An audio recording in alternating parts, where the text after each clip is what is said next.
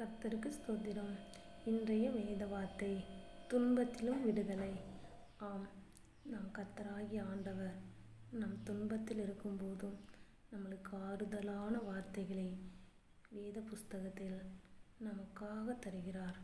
இன்றைய வேத வசனம் எபிரேயர் 12 அதிகாரம் 3 ஆகையால் நீங்கள் இளைப்புள்ளவர்களாய் உங்கள் ஆத்துமாக்களில் சோர்ந்து போகாதபடிக்கு தமக்கு விரோதமாய் பாவிகளால் செய்யப்பட்ட இவ்விதமான விபரீதங்களை சகித்து அவரையே நினைத்து கொள்ளுங்கள்.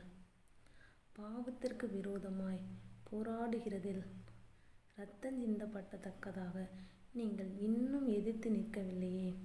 அன்றியும் என் மகனே, கர்த்தருடைய சிட்சையை அற்பமாக எண்ணாதே.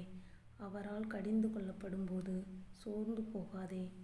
கர்த்தர் எவனிடத்தில் அன்பு கூறுகிறாரோ அவனை அவர் சிட்சித்து தாம் சேர்த்து கொள்கிற எந்த மகனையும் தண்டிக்கிறார் என்று பிள்ளைகளுக்கு சொல்லுகிறது போல உங்களுக்கு சொல்லியிருக்கிற புத்திமதியை மறந்தீர்கள்.